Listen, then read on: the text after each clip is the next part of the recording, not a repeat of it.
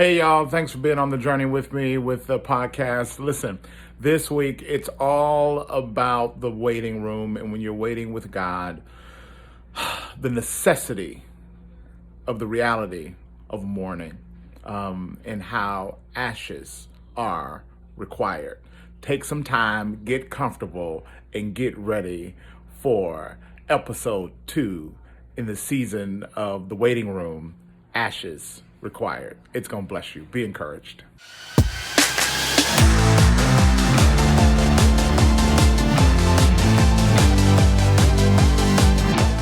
Hey, podcast family. Listen, thanks so much for tuning in. This is episode 2 of season 2. Yo, I'm loving it. I'm just excited. I'm having the time of my life, and I'm getting great feedback. Oh, man, so many comments. Those of you that are in the waiting room, you're sending it to people who are in a waiting room. You're anticipating a waiting room, and I'm just getting great feedback. So this season is all about encouraging you in the waiting room. As always, like, share, send to friends, get other people to subscribe. I want this message to get out because I want to encourage you. You're in the waiting room, and a lot of times when you're in that place where you don't know what's coming next and you're not sure, or you experience loss and you're trying to navigate loss, and you're experiencing a place of brokenness and you're trying to navigate, a lot of times it's hard to find encouragement. You got sad songs, you're playing melancholy music, you're reading sad poetry. I am here to encourage you in the waiting room. The waiting room does not have to be a war room with God. I want to help you open your eyes and see what's right in front of you. So, thanks for tuning in. Please like, share, subscribe, as always, and help spread the word. I'm here to encourage you as we talk about what it is to be in the waiting room.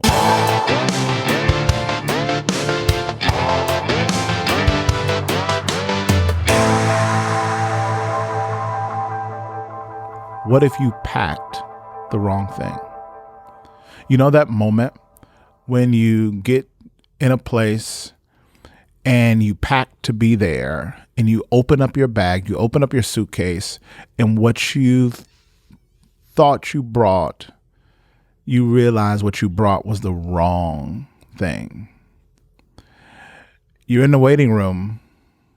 The question I want to ask you is, what did you bring? What did you bring, and could it be that you brought the wrong thing?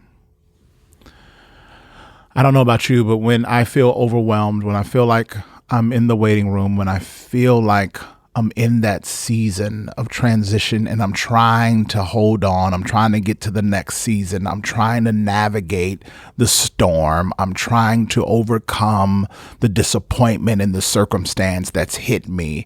I don't know what you do, but what I tend to grab first is strength. I say, all right, I need to man up, need to woman up, grab my muscle and just white knuckle this thing through. I try to grab all of the strength I can to absorb the discomfort, the disruption. If the family's going through financial trouble, I try to grab it and say, all right, we're going to make it. We're going to such and such. And my wife's not going to see me. She's going to see a fierce resolve on my face. And I just start pursuing. If there's a loss around, I just start trying to comfort people and say, all right, we're going to get through this. And we start moving through. And I want to push back. I want to push back on that. I want to caution you. Some of you brought strength to the waiting room, but that's not what you need in this season. What if instead of bringing strength, you need to bring weakness? What if instead of having it all together, what if instead of straining to hold all the plates, what if you let them fall?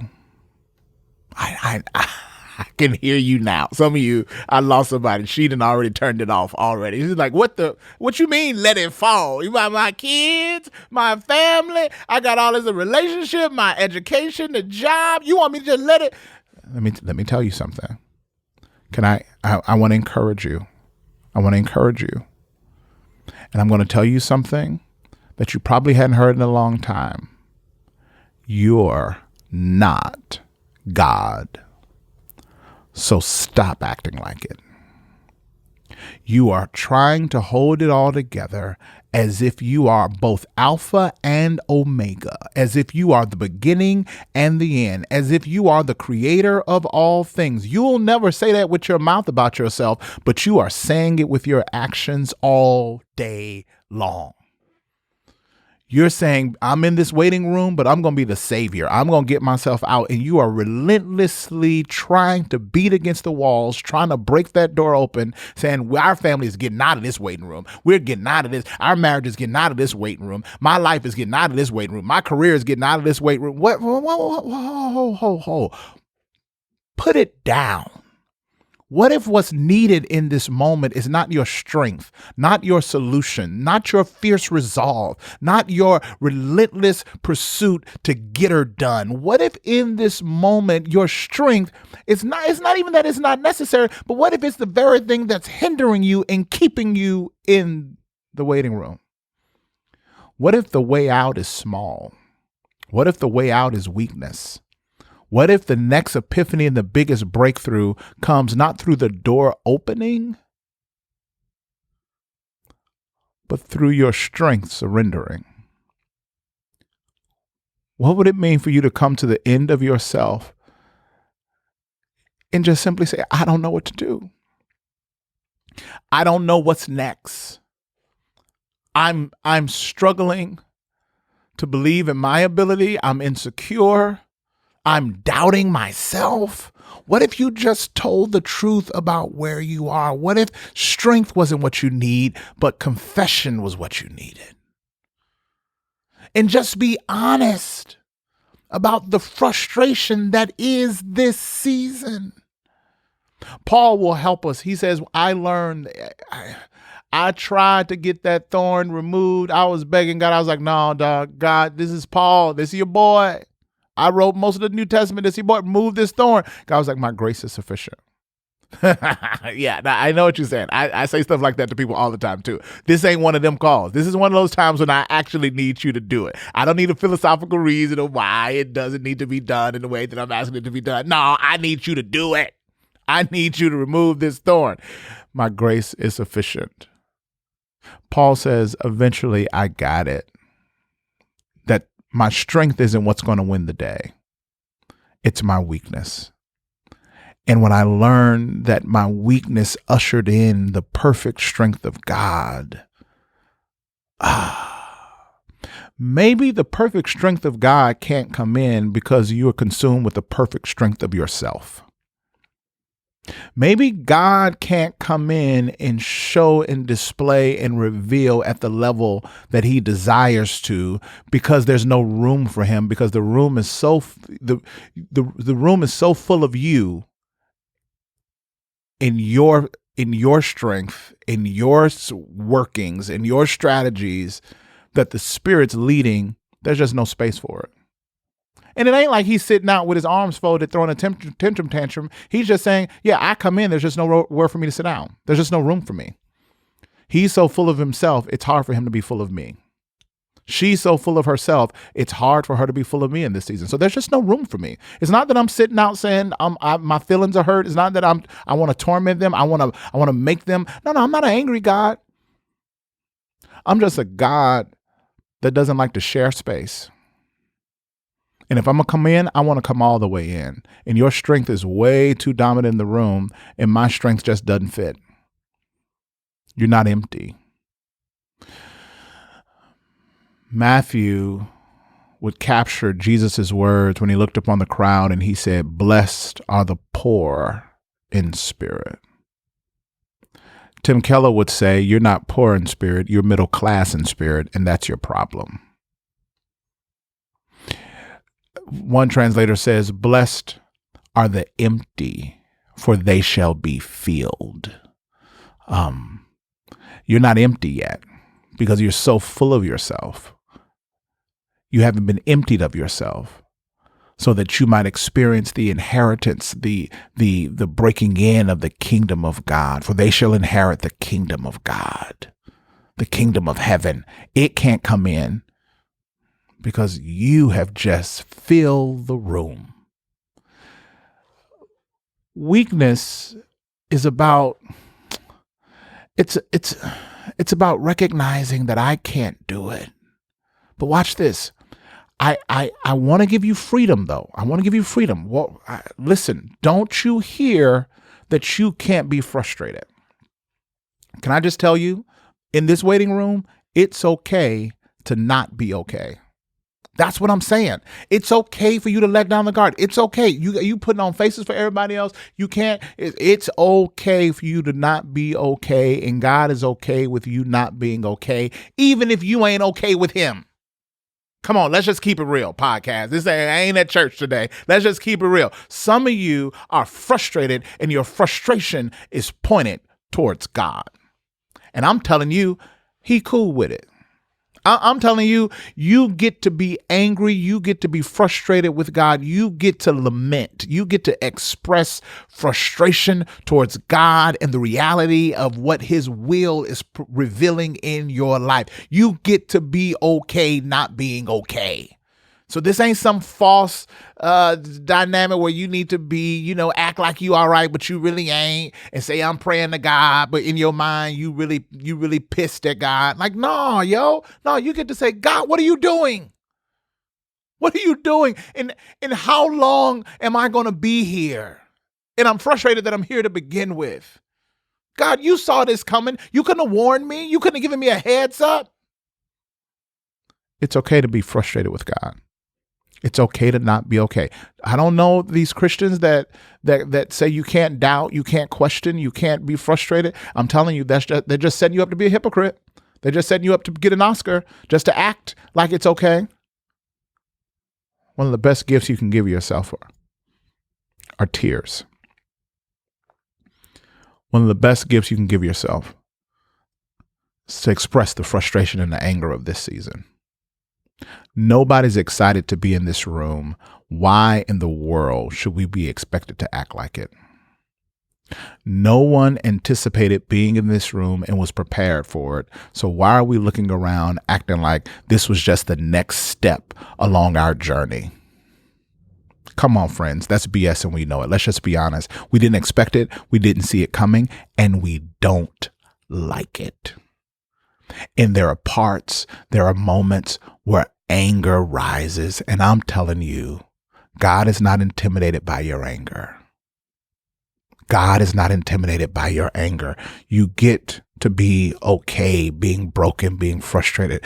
One of the gifts of the brokenhearted? Psalm 34:18 says he's close to the brokenhearted. So at the moment where you think God is the furthest, not in your strength, but in your weakness, God is closest. His strength is made perfect. He is close to the brokenhearted. The very presence of God is drawn to your brokenness. So you wonder why it feels so cold in the waiting room. You wonder why it feels so isolating. You wonder why you by yourself, because your strength is keeping the presence and the power and the nearness of God. It's keeping it in a way that you can't feel it. It ain't that he ain't there. Obviously, he's there. Come on, he's omnipresent. He's everywhere. He's in the waiting room. But it's hard to feel the warmness of his presence when you're wrapped in the coldness of your strength. He says, I'm near to you. And I want to give you permission to be angry and be frustrated, but I also want to caution you, don't stay there too long. Don't stay there too long. Jesus says, Matthew captures it. He says, blessed are the poor in spirit. You come to the end of yourself. You get to be angry. You get to be frustrated. He says, this next line, he says, blessed are they that mourn. Watch this, for they shall be comforted. He promises to comfort mourning people, not angry people. I got a cup of coffee in my hand. I'm gonna sip it while you sit on what I just said. All right, that's strong. That's a little strong. He doesn't promise to comfort angry people. He promises to comfort mourning people. It's important that you move towards mourning. Come on, let's be honest. Anger is just the tip of the surface. You're angry because you're disappointed. You're angry because you're hurt. You're angry because you're sad. So come on, let the truth go on down deeper. Let's move beyond anger and let's get to the mourning. Let's get to the reality that you're sad and you're disappointed because the God that you said that you knew loved you and that you depended on and that you rested in has revealed something that you weren't prepared for, that has been completely disruptive to your life and you didn't see it coming, and it's sad and it's hard and you're disappointed on multiple levels. You're devastated on multiple levels. So from that place, let the tears flow. Cry. One of the worst things you can do is force yourself to not release the tears, to not release the sadness, to not express the deep loss that has come into this season. It's too significant. It's too important for you to act like it's not happening. It's happening, and you get to be sad about it. You get to mourn the reality of this season. You get to mourn the loss of hopes and dreams that you anticipated and what it would look like. You had an idea. You had a picture. You had a plan, and that plan has completely been disrupted, and it is worthy of your tears. The lack and the disruption of this plan is worthy of your lament. It is worthy of your sadness. It is worthy of you turning the lights down, putting your head in the pillow and being sad. It is worthy. Don't skip the mourning, because it is through the mourning that the comfort comes. He says, blessed are they that mourn, for they shall be comforted. The comfort comes from the mourning. But if you don't mourn, then you miss the comfort. So the isolation, the coldness, the distance from God, the mourning is something about the sadness. It ushers his hand in a way that's going to comfort you. You will be comforted in this season. There's a beautiful exchange that he's waiting to happen. Isaiah 61 talks about it. He says, in this season, he uses this imagery. He says, I'll give you beauty for ashes, and I'll give you a spirit of praise. I'll give you a spirit of praise, this dance for the spirit of heaviness. So I'll give you dancing for the spirit of heaviness. I'll give you beauty for ashes. Here's the problem. If you don't go through the process, your beauty is just cosmetic and your dancing is just a performance, because you didn't bring the ashes and you didn't bring the heaviness. Last thing you want to do is come out of this season and you just have cosmetic change and not transformative change. Last thing you want to do is come out of this season and just have a performance for a dance, but not a passionate leaping and jumping that's undeniable because of the deliverance that you've had. The greatest temptation in this season is for you to bring strength instead of ashes, and for you to bring your own fierce resolve instead of an admission and confession of the heaviness that you feel. There's an exchange that he's inviting you to. I'll give you beauty, but you gotta bring ashes. I'll give you dancing, but you gotta bring heaviness. Every preacher in the country, everywhere you want to be encouraged about the beauty and the dancing, you'll get that. This ain't that kind of podcast. This podcast is designed to discourage you. I'm not going to rush to the beauty. I'm not going to rush to the dancing. I need you to sit in the ashes. And I need you to acknowledge the heaviness, because it is in that place that the comfort comes. Mourn. You're in the waiting room. Mourn. Cry. Be sad. Acknowledge the devastation of the reality, because it is through that confession, it is through your mourning, that the comforter comes. He comforts you in this space. And it is from time spent, couched in his hands. Couched in his hands. It is time spent couched in his hands, sitting in ashes. You are not without. It's not like when ashes come, he runs. No, he's holding you as you sit in the ashes. while you're carrying what's heavy, guess what? He's carrying you. Come on, it's heavy, but if you were carrying the whole thing, you would have been crushed by now. He's holding you in your heaviness. He's holding you in your ashes. So that means he's healing you in your ashes. He's healing you in your heaviness. And as you navigate it, he's going to give you beauty.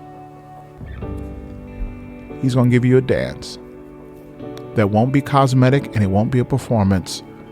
There's real deliverance on the way. But don't rush the process. Rest. Be broken in his presence. Mourn and receive the comfort. Receive the beauty. Receive the dance.